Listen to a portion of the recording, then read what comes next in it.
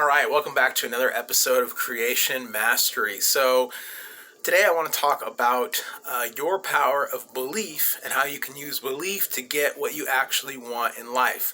So, this is nothing new. We cover this a lot. We talk about it from different perspectives and different ideas about it, maybe kind of look at it from different angles. But ultimately, I want to tell you how it is that you can use the power of belief to actually get what you want. So, you may have heard the term like ask, believe, receive. And actually, this is the whole process of using belief to get what you want. So a lot of people get obsessed about what's the process going to look like. Like, am I going to have to go take a second job to get paid more? Am I going to have to move to Hawaii to meet the person I love? Like all the process stuff. But really, the process doesn't actually matter. It doesn't actually make any difference whatsoever. And nothing that you do controls the process in any way. So realistically, what your purpose should be, what you should be aiming to do, is getting the belief part correctly. In the Bible, it actually says, if you have faith as a grain of mustard seed, you can move mountains. And a mustard seed is actually really small. So it's basically saying that with a very small amount of faith, you can do these miraculous things, right? And that's true. A story that I like to tell a lot is of Muhammad Ali, one of the greatest fighters, not even arguably of all time, but probably of all time. He's in the top, at least, top three. One of the things that he would do before he was even a big fighter or famous or anything is he would go and he would do this thing where he would just repeat, "I am the greatest." And it wasn't like a mantra that he would like sit down and take time doing. But what he said, what he would do is whenever people would interview him or anything like that, he'd grab the microphone and he'd grab it and he'd say, "I am the greatest, I am the greatest." And he said this all the time, right? And this was just something that was consistent with him. But he actually believed it.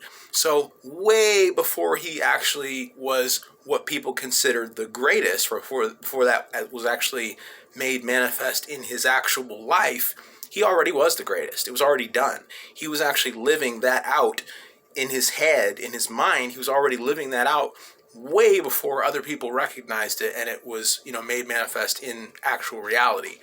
So this is how you believe for things. This is how you actually employ the power of belief to get what you want. You believe first, and this is where people get really hung up. They're like, but what about this? But what about this? But what about this? And what about this?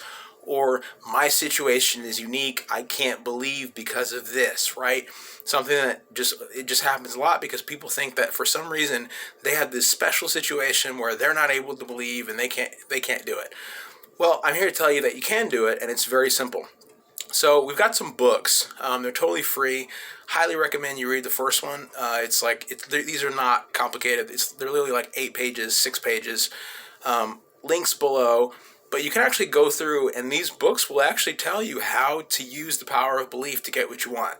It's really simple. And this isn't just some things. This is literally anything that you want you can get through the power of belief. But you believe first. The belief comes first. The process unfolds how the process unfolds. But it's a lot like when you place a seed into the ground, right?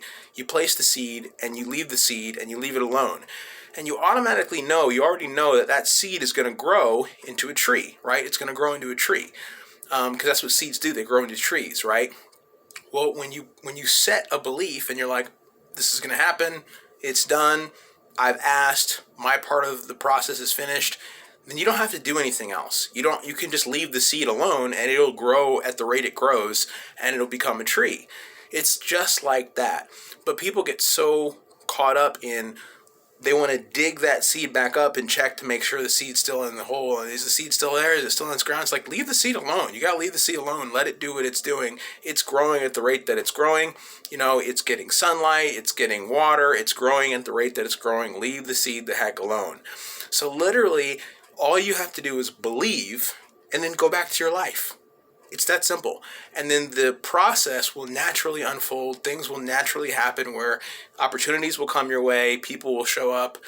You'll start doing the correct things. One of the guys who I talk about a lot, Scott Adams, he actually used affirmations to get what he wanted. He would write things down 15 times a day on paper.